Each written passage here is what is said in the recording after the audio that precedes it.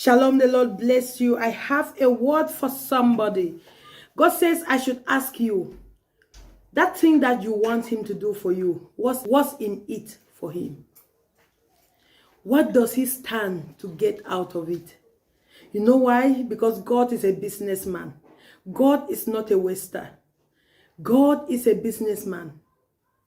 The reason why God would allow his son to come die on the cross for you is because he knew that when he gives his son, he is going to gain back many more sons. The reason why God would put that money into your hands and bless you financially is so you can, in return, sponsor his kingdom, sponsor the gospel. So God will not give you that thing that you want just because you need it. God will not give you that thing just because it will make you happy.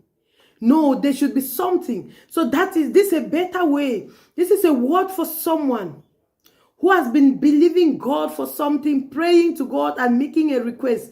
God says what is in it for him. When he does that thing that you are asking him to do, what would you in return do for him? It's a give and take. God is not a waster. God will not give you a house because you need a house.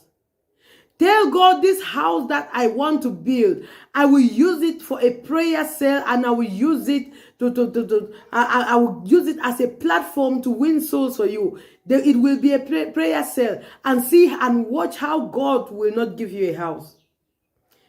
Enter into a covenant with God. That's why all the years, I believe all the years that Hannah was barren, she must have been crying for a child. She must have been praying for a child. But that didn't happen until she got to a point where it came to her realization that God is a businessman.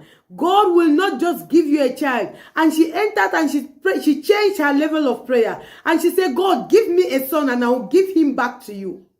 And God says, now you are talking. I was waiting for you to come to this level where you realize that I am not a waster. I don't just want to give you a son because you need a son. I want to give you a son because I need a servant.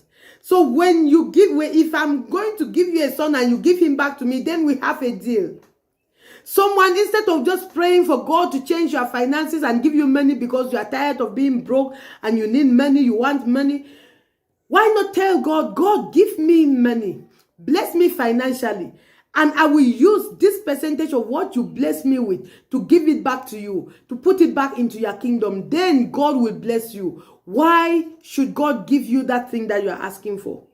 What's in it for him? God needs a deal. God needs to know that he is standing to gain something. You want God to use you. What is in it for him? Hallelujah.